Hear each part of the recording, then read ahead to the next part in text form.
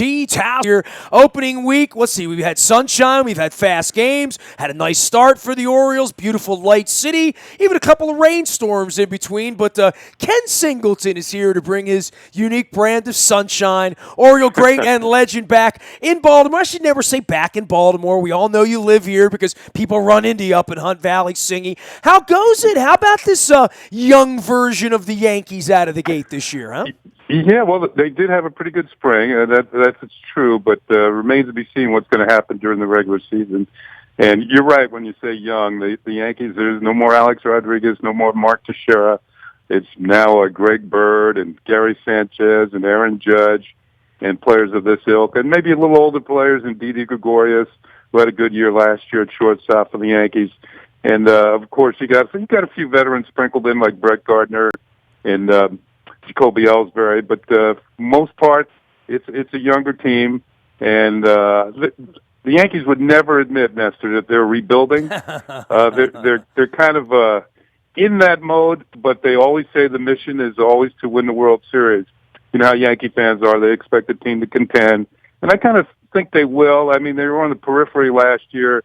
They didn't really drop out until late September, so maybe some of these young guys, the infusion of youth, will make this team play a little bit better than they did last year. Look, I'm like the least removed thing from being a Yankees fan on earth, but I've watched Yankees fans celebrate here. In the 20 years you've been calling the games up there at Yes Network, there's been plenty to cheer. There's still all the Hall of Fame weekends to come and all that stuff for Jeter and these guys down the line. But this is one of the more fascinating versions of Yankee Bay. You never had to think about the Yankees before. It's just, are they going to win 92, 98, 106? I mean, whatever it's going to be. It was all of that on a day-by-day basis. Now it's, well, is Sanchez going to be that guy? I mean, is this the new core four?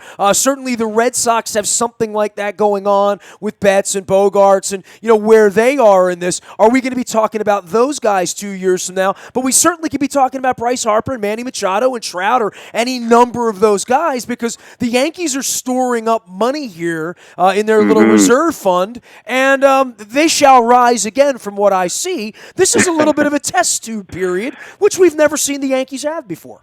You're very right. I've been there. This is my 21st season. The previous 20, they had a winning record every year.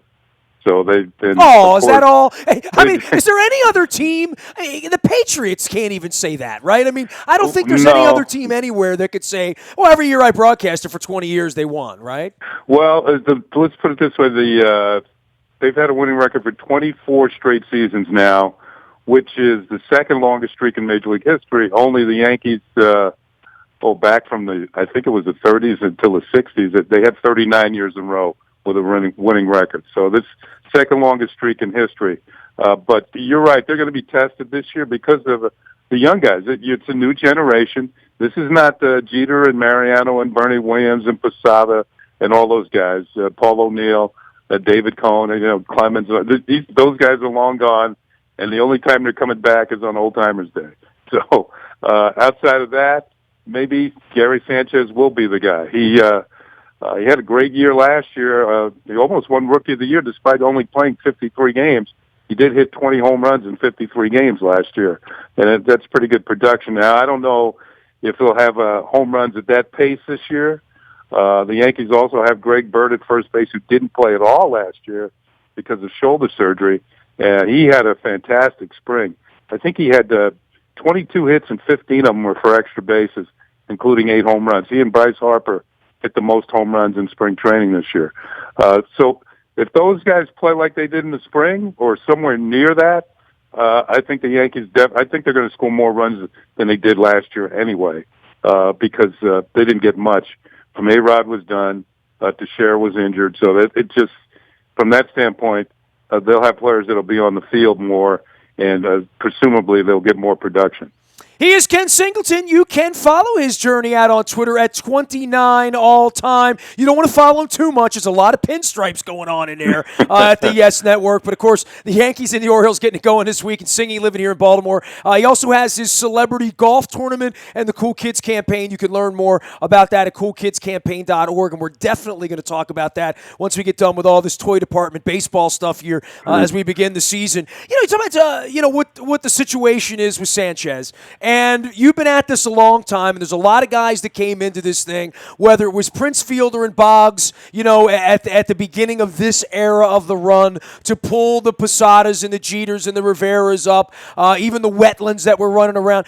There was always some veteran something going on there, some guys in the hall of pretty good to bring young players along. It's been a while since they've had that. Part of the whole New York, Boston, L.A., Chicago thing is how bright the lights are. Singy, you've seen guys get swallowed up by this. Yeah. What do you say to a young guy who dreams of being a Yankee and finds himself hitting 20 home runs when he's 20-something years old and have an off-season of, we expect you to be somewhere between Berra and Mantle and Jeter. We're just not sure where, but you better hit 280. You better hit 30 home runs, 35 home runs this year. That's the kind of pressure on this kid, and that can be large, I think, for anybody.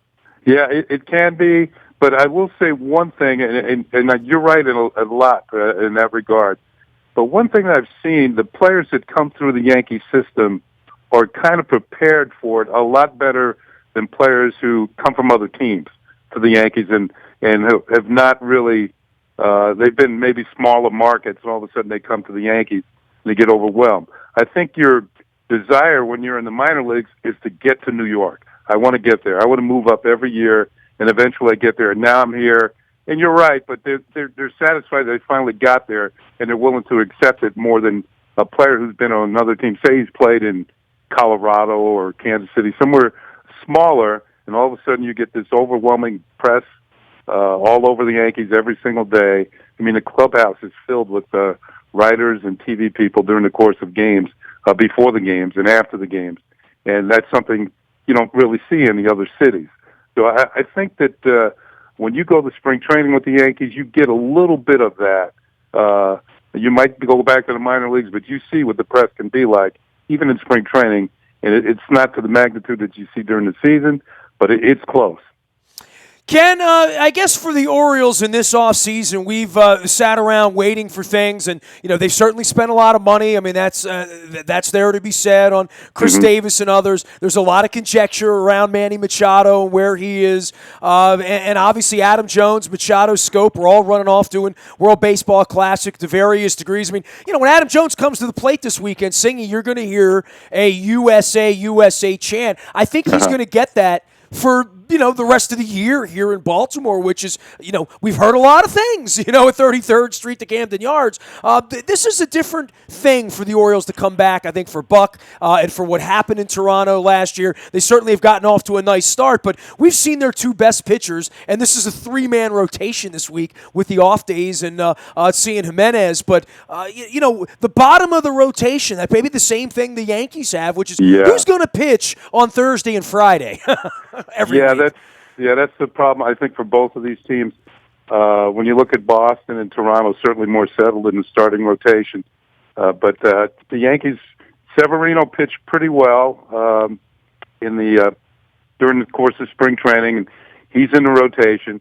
Now, the fifth spot is still unsettled. The Yankees do not know who's going to be the fifth starter. They don't need one till April 16th.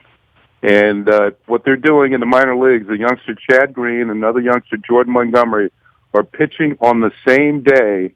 And I would imagine whoever pitches better in that game, in that particular game, he's the one who's going to get the chance. Pitch for your supper, right?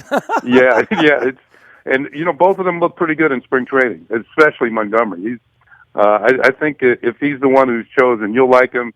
He's a big lefty, 6'6", throws pretty hard. He had a couple of very good outings in spring training, and he impressed the Yankees immensely. For you with Girardi and taking over this sort of group, I mean, this isn't what he signed up for in the beginning, right? And obviously at the end of term for him, for Cashman, are we about to turn a page on an era? I mean, what are the expectations? What does Girardi have to get done this year? Because certainly his success and his future would be tied to a bunch of these young guys who have this incredible expectation. I mean, I don't know how the Yankees are going to win 90 or 92 games this year. I look at it on paper and say, how can they roll at this pace? But they also can't fall out of this thing in June and be 10, 12 games under 500 and not have some sort of a stir going on there, right? Yeah, that's true. This is Girardi, as you mentioned, the last year of his contract. The same for Brian Cashman, the GM. This is Girardi's 10th year with the Yankees, believe it or not. Wow. He's been there 10 years already. But I really do think he's had a young team before. Before he got to the Yankees, he had the Marlins.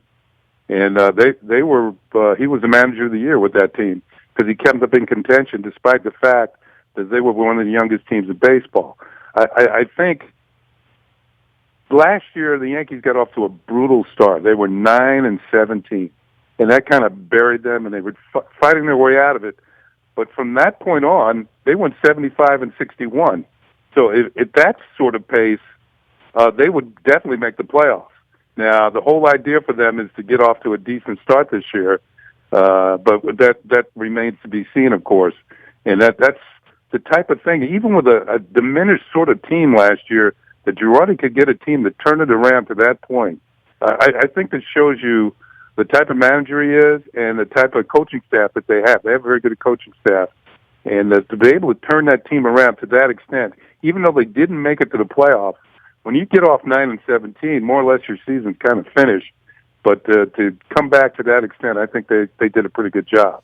Sing, it's amazing for me because, I mean, we'll see you a couple of times this year. I mean, every couple of weeks, the Orioles and the Yankees are getting together during the course of the season. And I check in with all the writers up there and yourself and, different radio people and sports radio people. I don't ever remember a time where it feels like there's more oxygen there, like the A-Rod thing, even though Sabathia's still around and making a fortune or whatever, I don't think he attracts that sort of attention, and he only takes the ball every fifth day. But, whether it was Billy Martin back in the era, and by the way, I'm reading a book on Charlie O. Finley right now, so I'm back in your I'm all caught back up in my childhood again, and Reggie Jackson, and all the stuff that you had to endure, and I'm sure you can write your own book on that era. But for all of that pomp and circumpomp and stance that goes around the Yankees, it feels quiet, and that might be for a guy like you that's been around it forever. Maybe that's good, maybe that's bad, but there's not a lot of expectations. There's not a lot of drama. There aren't guns or drugs or girls or superstars or media fights or